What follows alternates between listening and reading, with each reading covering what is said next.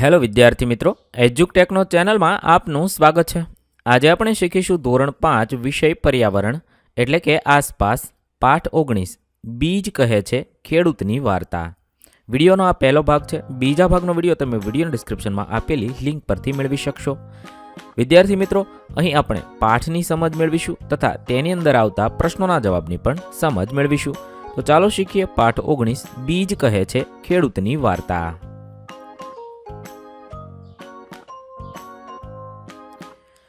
હું બાજરીનું નાનકડું બીજ છું. અહીંયા બાજરીના બીજની વાત છે. ઘણા વર્ષો પહેલાં 1940માં મને એક લાકડાની સુંદર પેટીમાં રાખવામાં આવ્યું હતું. મારે તમને મારી વાર્તા કહેવી છે. અહીંયા બાજરીનું બીજ છે એ પોતાની વાર્તા કહે છે. આ વાર્તા મારા એકલાની નથી, પણ મારા ખેડૂતભાઈ દામજીભાઈ અને તેમના પરિવારની છે. બાજરીનું બીજ કહે છે આ વાર્તા માત્ર મારી નથી, પરંતુ મારા ખેડૂત ભાઈ છે દામજીભાઈ, એમની પણ ભેગી વાર્તા છે. જો હું આજે મારી વાત નહીં કહું તો પછી ક્યારેય નહીં કહી શકું. એટલે બાજરીના બીજને વાત કહેવાની ઈચ્છા છે. મારો જન્મ ગુજરાતના વાન ગામમાં થયો હતો. ગુજરાતનું વાન ગામ છે, ત્યાં આ બાજરીના બીજનો જન્મ થયો હતો. તે વર્ષે બાજરીનો પાક ખૂબ સારો થયો હતો. ગામમાં ઉત્સવ જેવું વાતાવરણ હતું. અમારો વિસ્તાર અનાજ અને શાકભાજી માટે ખૂબ જાણીતો છે. ગુજરાતનો વાન ગામનો વિસ્તાર છે, અનાજ અને શાકભાજી માટે ખૂબ જાણીતો છે. ત્યાં આ બીજનો જન્મ થયો હતો. દામજીભાઈ દર વર્ષે સારા પાકમાંથી થોડા બીજ આગલા વર્ષ માટે અલગ રાખતા હતા. દામજીભાઈએ બાજરીનો પાક સારો થયો, તેથી સારા બીજ હતા તે આગલા વર્ષ માટે કાઢી લીધા. એની અંદર આ બીજ હતું. આ રીતે અમારા બીજનો વંશ આગળ ચાલતો. સુકાયેલી દૂધીને માટીનો લેપ લગાવી તેની અંદર સારા બીજને રાખવામાં આવતા હતા. તો કેવી રીતે એને સાચવવામાં હતા? તો સુકાયેલી દૂધી હોય તેની ઉપર માટીનો લેપ લગાવવામાં આવતો હતો અને એની અંદર આ સારા બીજ હોય એને રાખતા હતા. પરંતુ આ વર્ષે દામજીભાઈએ અમારા બીજને રાખવા માટે નાના નાના ખાના વાળી લાકડાની મજબૂત પેટી જાતે બનાવી. દામજીભાઈએ આ વખતે છે એ બીજને રાખવા માટે નાના નાના ખાનાવાળી લાકડાની મજબૂત પેટી બનાવી છે, જેની અંદર બીજનો સંગ્રહ કરી શકાય. અમને જીવજંતુથી સાચવવા માટે અમારી સાથે લીમડાના પાન છે એ રાખવામાં આવ્યા. તમે જોઈ શકો છો અહીંયા સરસ મજાની લાકડાની પેટી છે, એની અંદર બાજરીના બીજ છે અને લીમડાના પાન પણ ભેળવેલા છે. બીજા બીજમાં પણ લીમડાના પાન મૂકવામાં આવ્યા હતા. જુદા જુદા બીજને જુદા જુદા ખાનામાં મૂકવામાં આવ્યા. આ લાકડાની પેટીમાં અલગ અલગ ખાનામાં અલગ અલગ બીજ મૂકવામાં આવ્યા. તે સમયે દામજીભાઈ અને તેમના પિતરાઈ ભાઈઓ સાથે રહેતા હતા. તે ખૂબ મોટો પરિવાર હતો. ગામના લોકો એકબીજાની મદદ કરતા. જ્યારે ખેતીનો પાક તૈયાર થઈ જતો ત્યારે બધા ભેગા મળી કામ કરતા, સાથે સાથે ઉત્સવ મનાવતા. તે સમયના ખોરાકની તો વાત જ શું કરવી. શિયાળાના તાજા શાકભાજીમાં મસાલા ભરી તેને એક માટલામાં ભરવામાં આવતા હતા. તો તે સમયે છે વાત છે દામજીભાઈની. દામજીભાઈનો પરિવાર છે એ ખૂબ મોટો હતો. એક સાથે બધા કામ કરતા હતા. જ્યારે લણણી થાય ત્યારે બધા ઉત્સવ મનાવતા અને તેઓ શાકભાજીમાં મસાલા ભરી તેને માટલામાં ભરવામાં આવતા. માટલાને ચુસ્ત રીતે બાંધવામાં આવતા. પછી કોલસાના અંગારામાં ઊંધું મૂકી તેને પકવવામાં આવતું. આ ખાસ પદ્ધતિ માટલામાં તૈયાર થયેલ શાકને ઉંબાડિયું કહેતા હતા, જે ઊંધિયા જેવી વાનગી છે. ઉંબાડિયું તમે પણ જોયું હશે. અત્યારે પણ સુરતની અંદર ઉંબાડિયું ખૂબ ફેમસ છે. તો આ લોકો છે એ ઉત્સવ કરતા ત્યારે માટલાની અંદર ઉંબાડિયું બનાવતા હતા. ઉંબાડિયાની સાથે માટીના ચૂલા પર બનાવેલા બાજરીના રોટલા ખાવામાં આવે છે. ઉંબાડિયાની સાથે છે એ બાજરીના રોટલા ખવાય છે. કેવો અદ્ભુત સ્વાદ! તેની સાથે ઘરમાં બનાવેલા માખણ, ઘી અને છાશ પણ હોય છે. અરે એની સાથે સાથે માખણ, ઘી અને છાશ પણ ખાવામાં આવે છે. ખેડૂતો ઋતુ પ્રમાણે જુદા જુદા પ્રકારના અનાજ અને શાકભાજી ઉગાડે છે. ખેડૂતો પોતાની જરૂરિયાત પ્રમાણે અનાજ, શાકભાજી ઘરમાં રાખી બાકીના શાકભાજી શહેરમાં વેપારીને વેચી દેતા હતા. તો ખેડૂતો છે એ ઋતુ પ્રમાણે જુદા જુદા અનાજ અને શાકભાજી ઉગાડતા હોય છે. જરૂરિયાત પ્રમાણે ઘરમાં રાખે અને બાકીનું છે એ વેપારીને વેચી દે છે. અનાજ અને શાકભાજી સિવાય ક્યારેક કપાસ પણ ઉગાડવામાં આવતો. કપાસમાં રૂને રેંટિયા ઉપર કાતવામાં આવતું હતું. તેમાંથી તૈયાર થયેલ સૂતરમાંથી કાપડ બનાવવામાં આવતું હતું. વાત છે આ બીજ પહેલાંની કરે છે. ત્યારે શાકભાજી સિવાય કપાસ ઉગાડવામાં આવતો. તેની અંદર રૂ બને.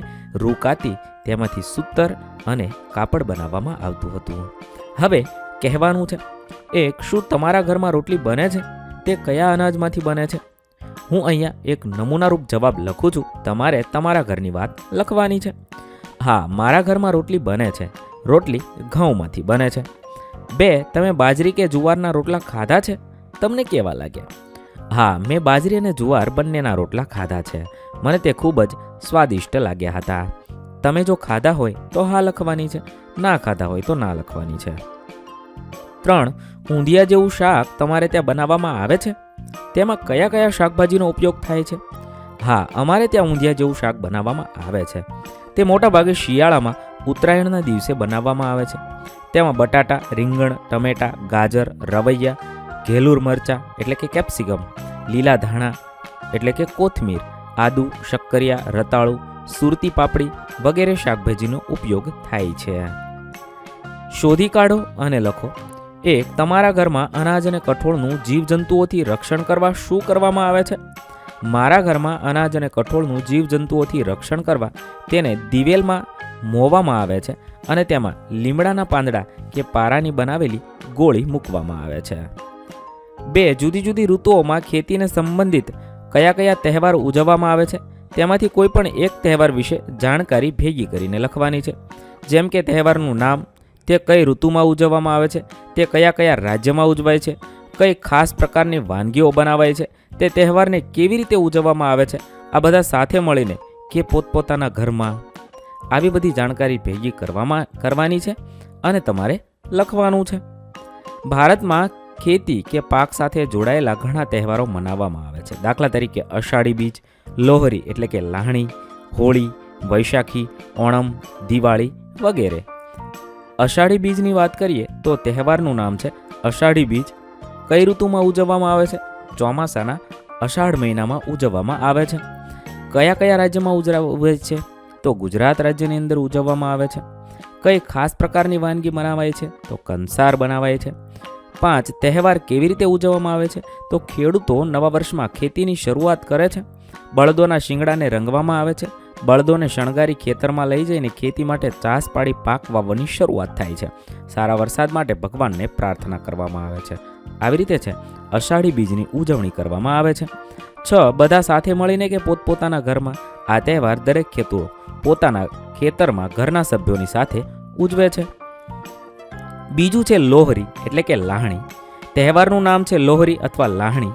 કઈ ઋતુમાં ઉજવવામાં આવે છે? તો શિયાળાની ઋતુમાં 13મી જાન્યુઆરીએ ઉજવાય છે. ત્રીજું છે કયા કયા રાજ્યમાં ઉજવાય છે? તો આ તહેવાર ભારતના ઘણા બધા રાજ્યોમાં ઉજવાય છે. તે જુદા જુદા નામોથી પણ ઓળખાય છે. ઉદાહરણ તરીકે તામિલનાડુમાં પોંગલ, કર્ણાટકમાં પેલ્લા બેલ્લા અને પંજાબમાં લોહરી એટલે કે લાહણી તરીકે ઓળખવામાં આવે છે. ચોથું છે કઈ ખાસ પ્રકારની વાનગીઓ બનાય છે? તો આ તહેવારોમાં ગોળ અને તલની વાનગી, ચિક્કી લગભગ બધા રાજ્યમાં ખવાય છે. વાનગીઓ અલગ અલગ પ્રદેશ અનુસાર અલગ અલગ બને છે. 5મું છે તે તહેવારને કેવી રીતે ઉજવવામાં આવે છે? તો આ તહેવાર જુદા જુદા રાજ્યોમાં જુદી જુદી રીતે ઉજવાય છે. જેમ કે પંજાબમાં બધા લોકો ભેગા મળીને ઉજવે છે. કેટલાક રાજ્યોમાં કુટુંબ સાથે આ તહેવારની ઉજવણી કરવામાં આવે છે. ગુજરાતમાં પણ આ ઉત્સવ ઉજવાય છે. 6. બધા સાથે મળીને કે પોતપોતાના ઘરમાં આ તહેવાર બધા સાથે મળીને ઉજવે છે. ત્યારબાદ સવાલ નંબર 3. તમારા પરિવારમાં વડીલો સાથે વાત કરો અને જો પહેલાં કોઈ ખાસ વાનગી બનાવાતી હોય જે અત્યારે બિલકુલ બનાવાતી નથી તેના વિશે જાણો. વડીલો સાથે આ બાબતે પૂછતા તેઓએ કહ્યું કે ઋતુ અનુસાર કેટલીક વાનગીઓ બનાવાતી હતી પરંતુ તે આજે જોવા મળતી નથી. જેવી કે પહેલું ઘઉંના પોંકમાંથી બનતી ઘૂઘરી. ઘૂઘરી મીઠી અને વઘારીને એમ 2 રીતે બનાવાતી હતી. પછી બીજું છે ઘઉંના ભૈડામાંથી છાશ વડે બનાવતું ભેડકું.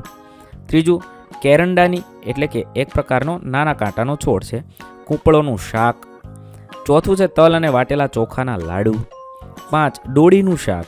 આ બધું અત્યારે તમે જોવા મળતું નથી. 4.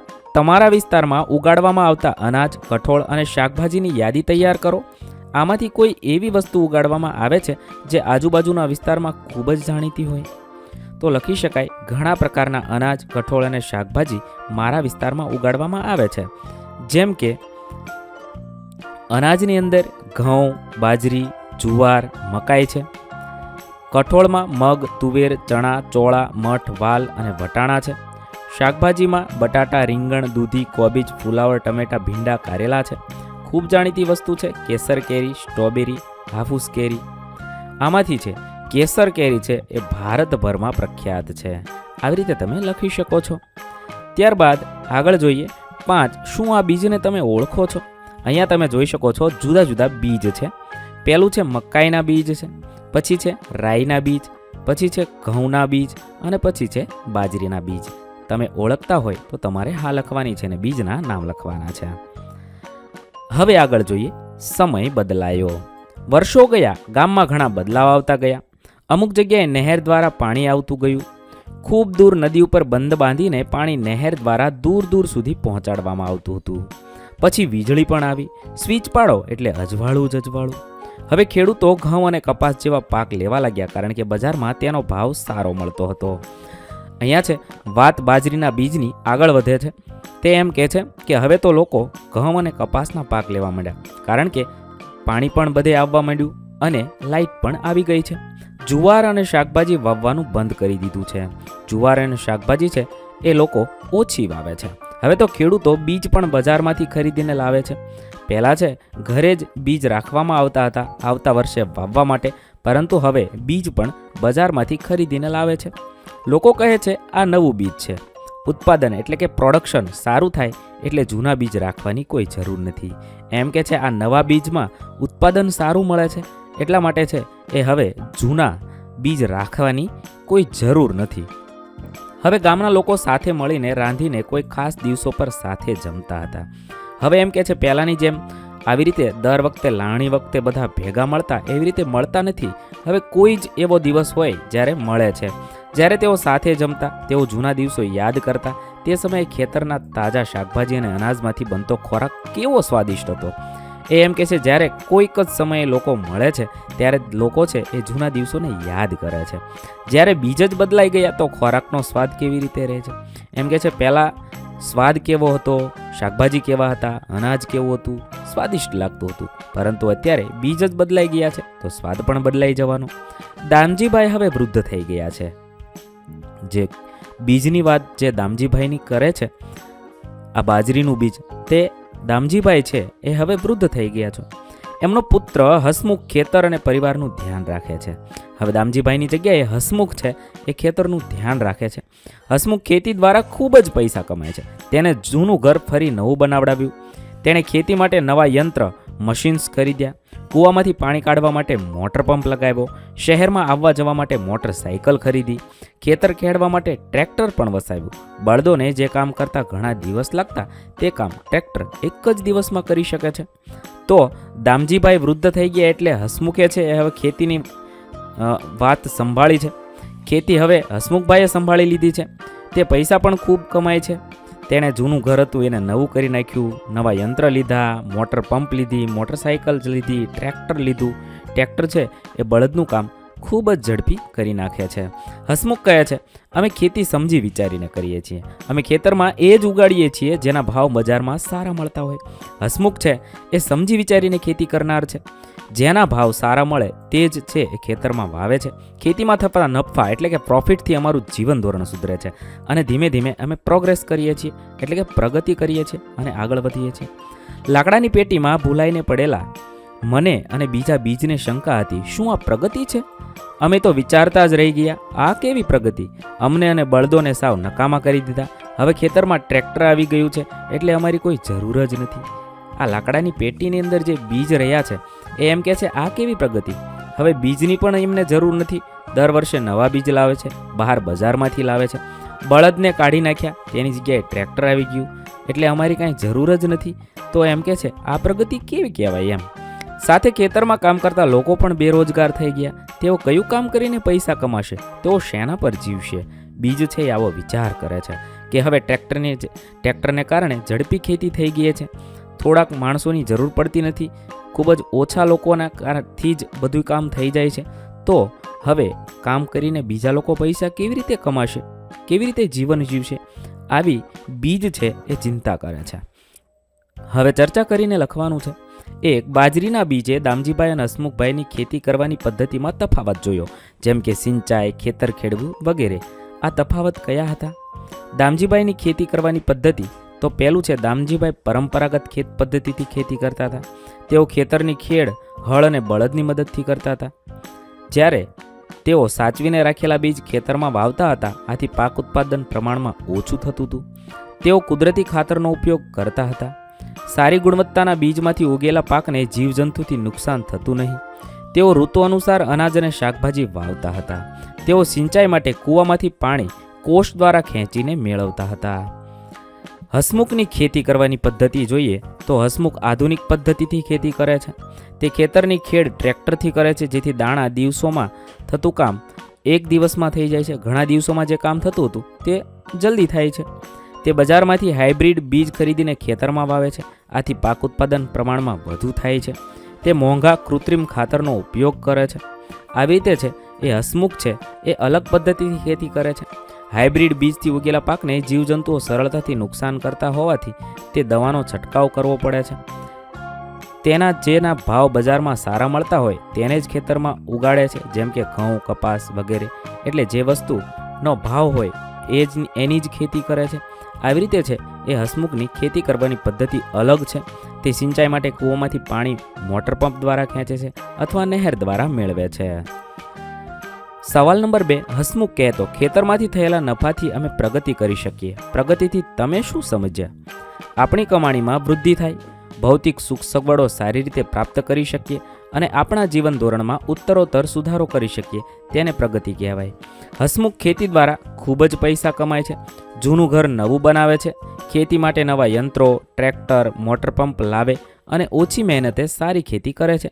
તેથી હસમુખે પ્રગતિ કરી એમ કહેવાય છે. હવે લખવાનું છે 1. તમે તમારા ગામ કે વિસ્તારની કેવા પ્રકારની પ્રગતિ જોવા ઈચ્છો છો? હું મારા ગામ કે વિસ્તારની નીચે પ્રમાણે પ્રગતિ જોવા ઈચ્છું છું. મારા ગામ કે વિસ્તારના રસ્તા સારા અને સ્વચ્છ હોય. તેમાં આવેલા રહેઠાણો સુંદર, સ્વચ્છ અને સુવિધાવાળા હોય. તેમાં શાળા, હોસ્પિટલ, લાઇબ્રેરી અને બગીચા પૂરતી સગવડવાળા હોય. પરિવહન માટે બસ અને ટ્રેનની સુવિધા હોય. 24 કલાક વીજળી અને પાણીની સગવડ હોય. ગામના લોકો વચ્ચે સંપ હોય. દીર્ઘદ્રષ્ટિવાળા ગામના આગેવાનો હોય. આવા બધા સુધારા હું જોવા માગું છું. વિદ્યાર્થી મિત્રો, અહીં પાઠ 19નો પહેલો ભાગ આપણે પૂર્ણ કરીએ છીએ. બીજા ભાગનો વિડીયો તમે વિડીયો ડિસ્ક્રિપ્શનમાં આપેલી લિંક પરથી મેળવી શકો છો. વિદ્યાર્થી મિત્રો, ધોરણ 5ના પર્યાવરણ વિષયના તમામ પાઠના પ્રશ્નોના જવાબના વિડીયો આપણી ચેનલ પર ઉપલબ્ધ છે, જે તમે ધોરણ 5 પર્યાવરણ નામના પ્લેલિસ્ટમાંથી મેળવી શકો છો. પ્લેલિસ્ટની લિંક વિડીયો ડિસ્ક્રિપ્શનમાં આપેલી છે. વિદ્યાર્થી મિત્રો, આપેલા વિડીયોની જો તમારે પીડીએફની જરૂર હોય તો તમે આપણી એપ્લિકેશન સ્માર્ટ સાથી પરથી મેળવી શકશો. વિદ્યાર્થી મિત્રો, આપણી એપ્લિકેશન સ્માર્ટ સાથી પ્લે સ્ટોરમાં આવી ગઈ છે, જેની અંદર તમે બધા વિભાગ જોઈ શકો છો. તેની અંદર વિવિધ ધોરણ છે. ધોરણ ઉપર ક્લિક કરતા વિવિધ વિષય ખુલશે. વિષય ઉપર ક્લિક કરતા તેની અંદર આવતા પાઠ ખુલશે. તેની અંદરથી તમે પાઠ્યપુસ્તક પણ ડાઉનલોડ કરી શકો છો.